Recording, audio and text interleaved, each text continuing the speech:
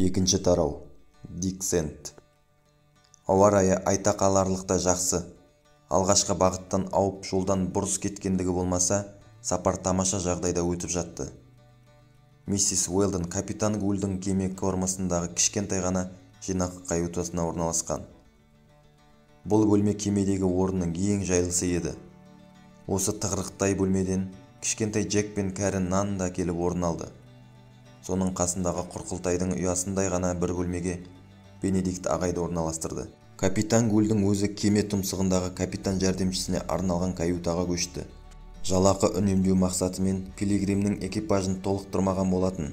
Сондықтан да капитан Гуль жәрдемшісіз ақ амалдаған еді. Шкуна Бриктің командасы шеберде тәжірибелі 5 теңізші ынтымақпен тату тұрды. Бұлар кит аулау кәсібінің 3 маусымын өткізіп, енді 4-шісін де бірге аяқтап келеді.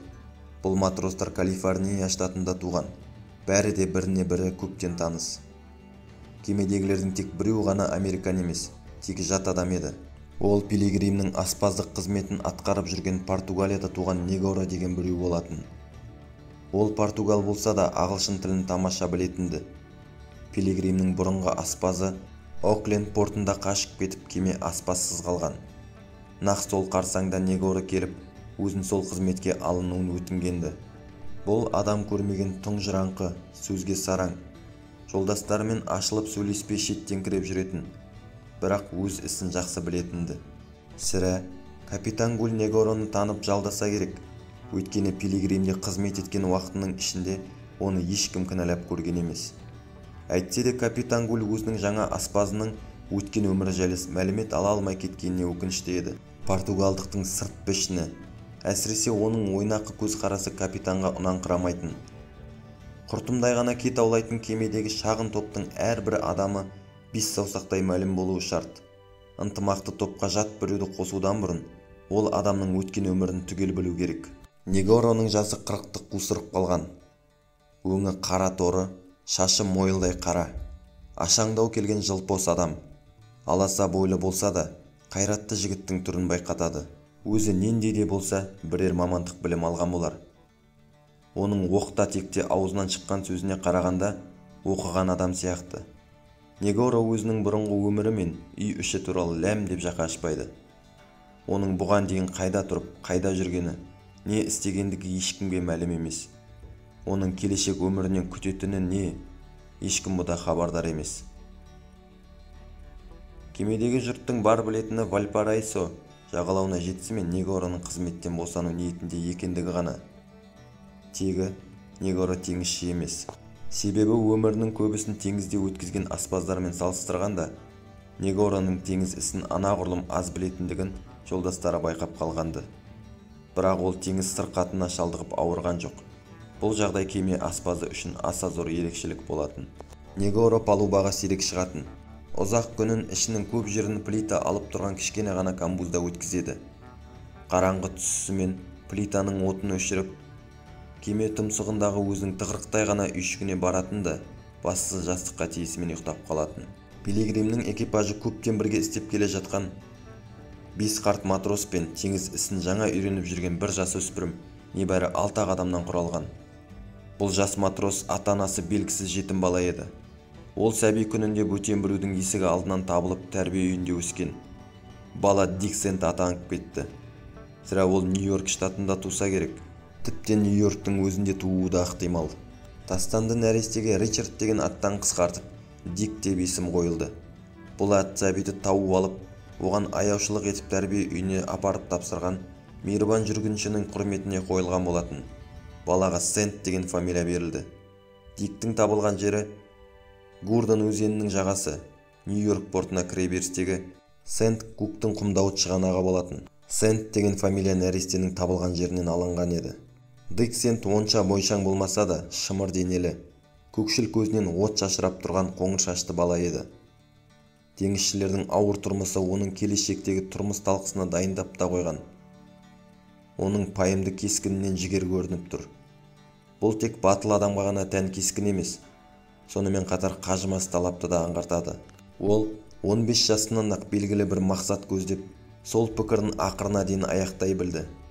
Өз қатарының көбісінен Диктің бір ерекшелігі сөзге сараң, тұспалдап сөйлеуді білмейтінді. Балалық дәуренінде келешекті ойлайтын бала сирек кездеседі ғой. Ал Дик Сэнд сол жастың өзінде-ақ алдағы өмірден өз үлесін аңғара біліп, ат болар құлын талпынып туар дегендей, адам боламын деп өзіне өзі серт берді. Дию өз дегеніне жетті де, өз қатарлылары балалықтан ажыралмай жүрген кезде, ол кәдімгі салауатты адам қатарына қосылды. Оң қолы мен сол қолы, оң аяғы мен сол аяғы бірдей жұмыс істейтін талантты адамдардың бірі, қолынан келмейтіні жоқ іскер бала еді Дик Сэнд. Ол шапшаң да икемді, қайратты да тапқыр болғандықтан қолға алған жұмысын жапырып жіберетін, кіммен болса да тең түсетінді. Диктің тәрбие үйінде өсіп ержеткенін айтып өттік. Ол 4 жасында ақ оқи білді. 8-ге келгенде оңтүстік елдерге қатынап жүрген бір кемеге юнга болып орналасты. Оның бар ықыласы бала шағынан ақ теңізге ауған еді. Дик Сэнд кемеде жүріп теңізшілдік өнерін үйренді. Талантты баланы кеме офицерлері ұнатып, оның теңіз өнерін үйренуіне шын ықыластарымен басшылық етті. Еңбек өмір заңы екенін кімде-кім бала шағынан аңғарса, кімде-кім нанның тек қана маңдай терімен табылатынын жастайынан ұқса, соның қолынан ерлік те келеді. Өйткені ерлік істеу керек болса, ерлікті орындайтын күш пен жігер мұндай адамдардан керекті күнінде, керекті сағатында табыла береді. Дик істеп жүрген кемені басқаратын капитан Гуль қабілетті балаға ерекше назар аударды. Батыл бала жігерлі теңізшіге аса ұнады. Ол Сан-Францискоға қайтқан соң, баланың жайын кеме қожайынына баяндады. Джеймс Уэлдон баланың тағдырымен танысқан соң, Юнганы оқуға беріп, оның мектеп бітіріп шығуына жәрдем етті. Дик Сэнд білім алуға бар ықыласын сала кірісті. Ол әсіресе география мен саяхатшылар тарихына ерекше көңіл бөлді. Мектепте жоғары математика мен навигациядан сабақ берілмегеніне бала қатты қынжылды. Ол мектеп бітірген соң Джеймс Уэлдонның кит аулайтын кемесіне матрос болып қызметке орналасты. Нағыз матрос болып шығу үшін алыс сапарға қатынайтын кемеден гөрі кит аулау кәсібінің маңызды екендігін Дик жақсы білді. Ойда жоқта тап бола кететін қиын жағдайларға тайсалмай, қарсы тұра аларлықтай матростық мамандығына дайындалып жүрген жастар үшін кит аулайтын кемеде қызмет ету тәжірибенің ең жақсысы еді. Сондай кеме өзінің қамқоршысы басқарып жүрген пилигрим болып шықты. Сөйтіп жас матросқа ең қолайлы жағдай болды. Өзін оқытып адам еткен Уэлдон үй ішіне Диктің барынша борышты екенін, оларға Диктің шын берілгендігін айтып жатудың қажеттігі болмас. Миссис Уэлдон өзінің бөбегін ала пилигриммен сапарға шығатынын естігенде Диктің қатты қуанғаны да түсінікті. Миссис Уэлдон соңғы жылдары Диктің анасындай болып кеткен еді. Ал Дик кішкентай Джекті өзінің бірге туған інісіндей көретінді. Диктің бұл үйге шын берілгендігін және оған сенуге болатындығын миссис Уэлдон да білді. Жас әйелдің Дикке шын сенгендігі сонша, оның кішкентай бөбегі Джек соның қарауында болды. Өзін ағасы жақсы көретінін біліп, бала да Дикке тығыла түсетін. Ауа райы жақсы болып, ашық теңізде желкендердің бәрін желге кернетіп жүзген шақта матростар көбінесе бос болатын. Дик Сэнд өзінің бос уақытының бәрін Джекті ойнатуға жұмсайтынды. Жас матрос баланы алдарқата жүріп, оған теңіз ісінің неше түрлі қызықтарын көрсететін. Кішкентай Джек мачтаға шығып, төмен шүйілген бүркітші арқаннан ұстап палубаға қарай зымыраса, оған анасы қорықпай қарайтын. 5 жасар Джектің әлсіз қолы жазатайымы арқаннан айырылып қалса, дереу ұстай алу үшін Дик үнемі әзір тұрушы еді. Ауыр науқастан жаңа ғана көтерілген балаға таза ауа мен дене шынықтыру ісі аса зор пайда етті. Теңіз желі мен күнделікті дене шынықтыру ісі баланың бордай бозарып кеткен өңін қысқа мерзімнің ішінде бұрынғы түріне қайта келтірді. Жолаушылардың Жаңа Зеландиядан Америкаға қайту сапары осы сияқты тамаша жағдайда өте берді. Егер жел шығыстан соғып кеме бет алған бағытынан бұрыс кетпесе, пилигрим экипажы мен ондағы жолаушылардың бұл сапарға ренжірлік хақы жоқты. Дегенмен, қасарысып қарсы соққан желдің сыңайы капитан Гульге ұнамады.